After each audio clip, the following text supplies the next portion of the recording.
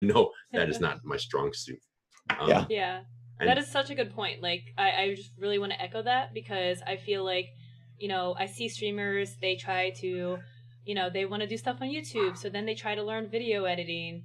And now, like, you're like, that's a lot to take on when you could, as simple as just like making highlights and just doing that. Like, you know, YouTube is definitely a really helpful thing to grow your brand, but like how much time are you investing to learn how to video edit when A, you could pay someone to do it and take a lot of time off your hands, or B, just get some free help from even like your mods or a friend to help you It's just very true. cut highlights and stick to the basics.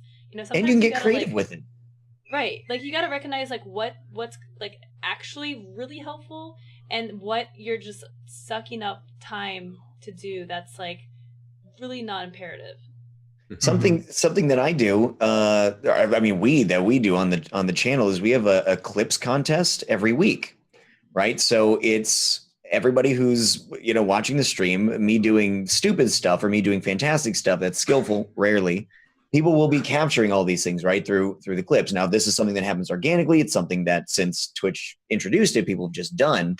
But we also have, these independent motivators. It's like you get a $20 gift card through the voting on what's the best clip. So people will capture a bunch of these. They will submit them in a certain way. We have volunteers, gratefully, thankfully, who actually go through them and kind of rate them a little bit. And then we pick the best. Everybody votes on them. And then we get a winner. So people feel compelled and motivated to actually do this. It's something really fun to do. On the one side, and that is something that then generates highlights from the week. So there are tons of ways, in my opinion, tons of ways to get innovative, to get creative for solving some of these issues. You don't personally have to go through and find all the highlights. You don't have to, while you're playing, make note of the timestamp for when something happened. You can create an event. You can coordinate with your community or with mods, as you were saying, with other people in a way that makes it enjoyable and gets another job done for you.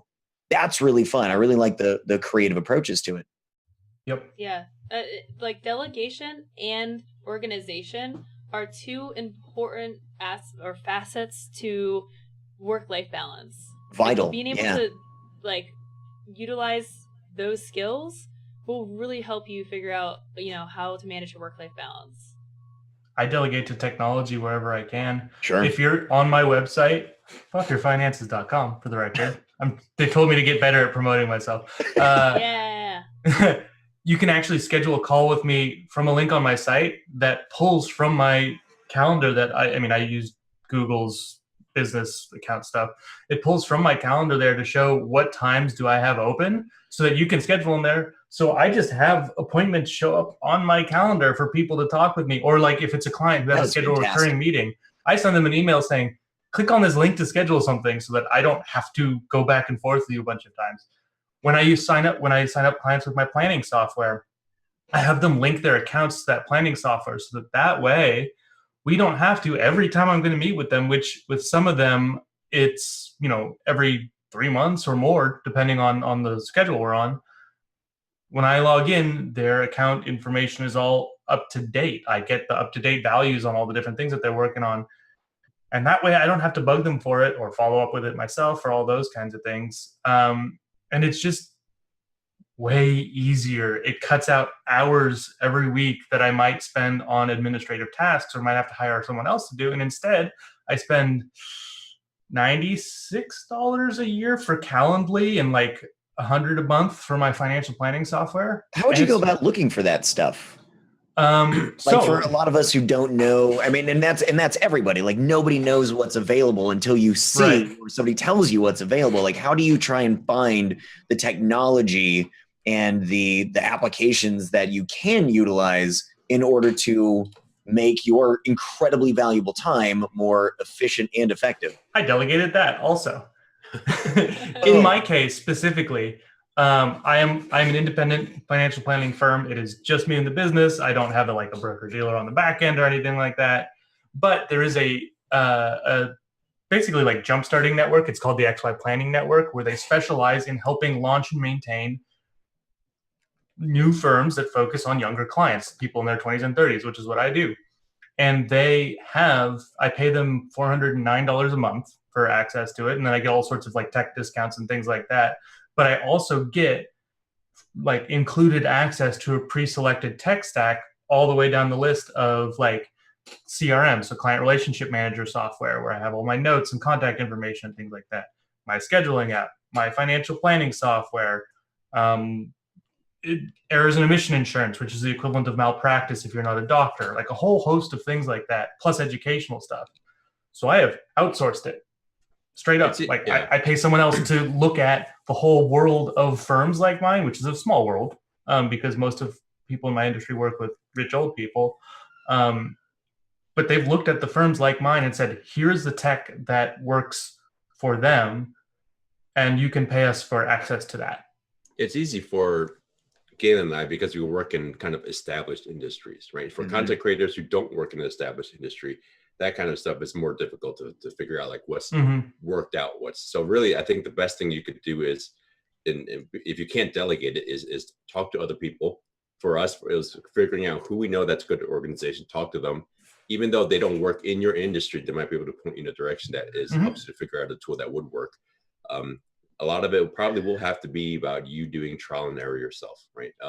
But then at the same time, there's also stuff that you don't have to search specifically for organizational tools for content creators. You can just search for organizational tools, right? Stuff to help you do your time tracking, stuff to help you to do your, there's a lot of software out there that's kind of general enough. While it may not fit everything you need, it'll fit 90% of what you need or 80% of what you need, right? So for example, QuickBooks, right? QuickBooks can help you with your accounting side in your business side stuff. So that'll help you basically what you want to do, and what Galen has done a good job of doing already. And what I try to learn from Galen is to develop as much automation as possible, right? Because if you work-life balance, everybody has the same 24 hours a day, right? You can't magically make more time. So the only thing you can do is make your time more efficient, so it takes less time, right? So part of that is making tools that help you with automation. So for me, one thing I'm trying to do better now is for time tracking, right? Time tracking is an important thing for an attorney because that's how you bill,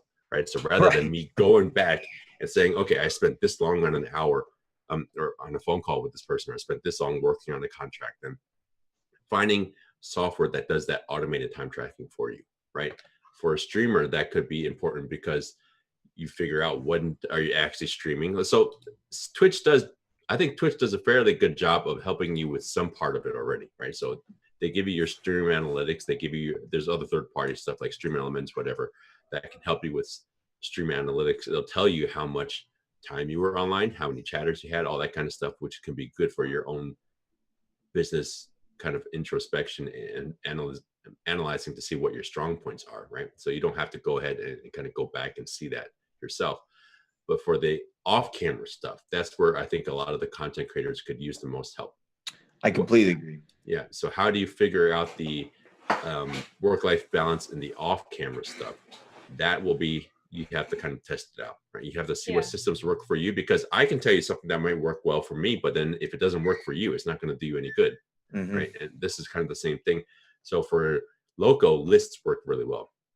That might not necessarily work for somebody else, but as long as you develop those tools, which are automation, and then systems, which are kind of like your habits that you can kind of like, it's the habit of creating lists or something like that to help you to make your time more efficient. Yeah. That way it works so that you don't have to do, the same task over and over again. My wife always harps me on this. Don't do the same work twice, right? So like, rather than, this is a kind of a funny example, but like I used to have a really bad habit of, I would fold all my laundry, put it into a basket, and then put it in my room, and then later on I have to come back and then take everything out of the basket and put it in the dresser. Why didn't I just fold it all and then put it in the dresser right away instead of kind of like cutting out the middle step, right? So don't do unnecessary work. Don't do the same work twice. If there's systems that you have or habits that you have, then just kind of set them up so that it's as efficient as possible. And then if you know something that you absolutely cannot do well, delegate it, outsource it, whether that's outsourcing and paying somebody to do it, or whether that's asking people for help from your community or something like that. I think click to tweet is a really interesting thing, right? So for example, social media, if you always forget to do the social media stuff, just have a moderator or somebody else in your chat who is good at reminding you about that stuff, or even better, set up a command in your chat that every time that you're going live, your moderator knows, just do !Twitter, and then that'll pop up and people can just click the tweet. So you say you're going live.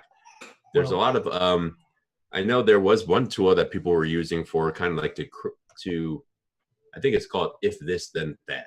It's basically a social, it's an app that you can set up. So if you post something on Instagram, it'll cross post directly to Twitch or to Twitter. I think that there's, I think it's also set up now that you can do it. If you go live on Twitch, it'll automatically tweet out on Twitter or something like that. Yeah. So this is actually what I wanted to talk about. It's IF